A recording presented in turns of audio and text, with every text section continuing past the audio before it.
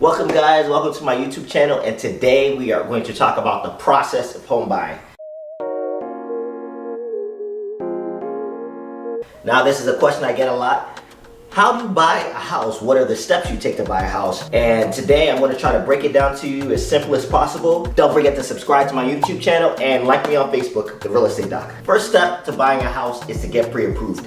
Now I know the first question you're going to ask is, when do you get pre-approved? I don't want to say it doesn't matter, but the earlier the better. So if you get pre-approved 3 months in advance, 6 months in advance, a year in advance, it is good because you know the steps you take. What's going to happen is the mortgage lender that's going to give you the money to buy the house is going to check all the things you have, your credit, how much you make, how much your wife makes, you know, your firstborn child, if they're getting deductions or child support, alimony, it doesn't matter. They're going to check what type of income you have, and you're gonna get things like your debt to income ratio to find out how much you're pre-approved for the house. So they're gonna tell you whether you're pre-approved to buy a $200,000 house or a $300,000 house. That's better than going and start shopping for houses and you're checking for $600,000 houses when you're only approved for $250,000.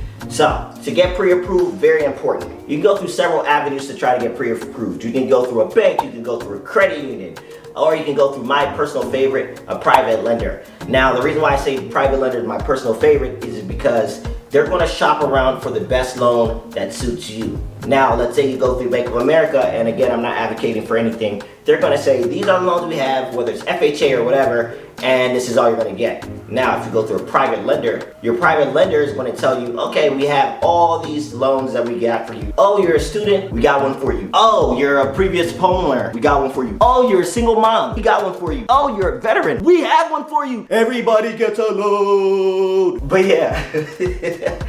But yeah, everyone's going to get a loan if you have a private lender, depending on who to go to. Now, with credit unions and with banks, they all have their certain rules. I'm going to tell you about 3 loans that are more important. So it'll take too much time in this video to go through all of them. I'll probably do that in terms of types of loans in another video. But just know FHA, usually for first-time home buyers, you can only do 1 loan at a time. Their interest rate is usually about 3.5%. Conventional loan, you can do as many conventional loans as you want. I'll tell you this, the better your credit is, the more money you make, the more profitable they'll give you in terms of what type of interest rate you get. So let's say your credit is bad, and you have somebody with an 802 credit score. That person's going to get a better interest rate than someone with a 560 credit score. So that's all you need to know about that. A VA loan for the veterans. VA loans usually do not like fixer-uppers as compared to an FHA, which you get a FHA 203K loan, or a conventional loan, which gets a conventional rehab loan. VA loans, if you need to fix the house up, no.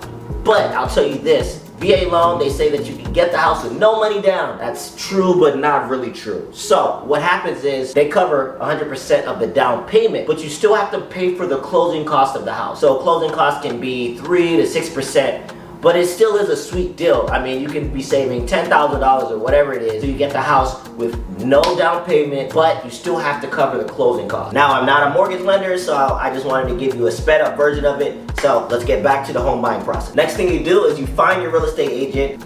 Then when you find the real estate agent, you guys go and you start searching for houses and, oh, I like this one and that one. Usually they send you some listings, maybe listings on MLS, or maybe you go, again, I'm not endorsing, unless Redfin, Zillow, all these places, you can pay me to do your advertisement, sure, I'll do it. But no, I'm not advertising any of these places. You can do searches on yourself and find houses and call your real estate agent like, hey, I want to see this house. You go, you search for houses, pick the one you like, and then you bid on the house. I'll do a video later on if you guys like of how to win a bid on a house, because right now it's a seller's market big time, and there are things you can do to win the sale. Now let me know if you want to do a video of that. You win the bid, first thing you're going to do is you need to give the house an inspection. Now I'll say this though, because this is a part of winning the bid. Some people waive the inspection, which I think is really, really stupid, because you can find some really big, huge things in the house that you have no clue because you did not do the inspection. Now you can waive the inspection contingency,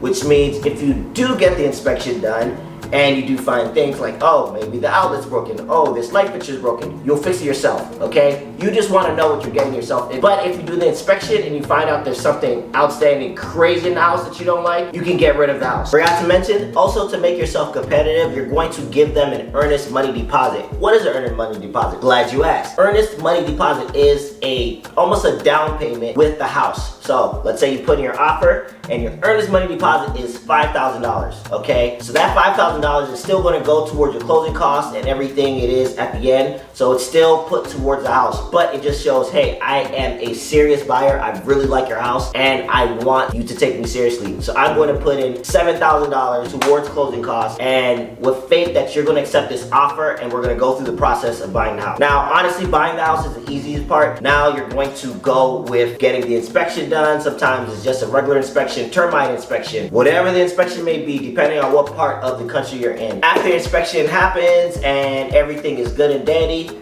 then your mortgage lender is going to continue to ask you for things. Now, I call it the rule of two. Now, what do I mean by the rule of two? They're gonna ask you for two of everything. You're gonna go for your last two bank statements. They're gonna ask you for your last two W-2 forms, your last two tax return forms, and your last two pay stubs. They're also gonna ask you for your firstborn child, because they're gonna continue to call and call and call and ask you for things until the day of closing. Even the day you close on the house, they may call and say that we still need employment verification. Why would they ask for employment verification? Because you sent that thing 90 days ago? Because sometimes people get fired from their jobs and they don't want a situation where they are lending you money and they find out that you're not able to pay anymore because you lost your job. So do not get mad, because it was very daunting for me the first time, but have these things in hand so that when they do call and ask you, hey, I need your W-2, you have it ready to give to them. Last but not least is the day of closing.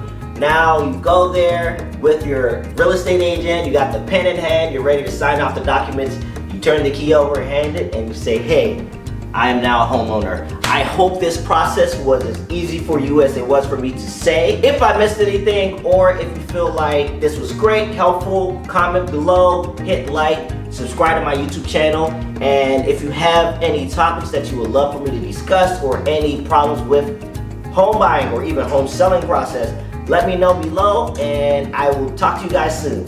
Bye.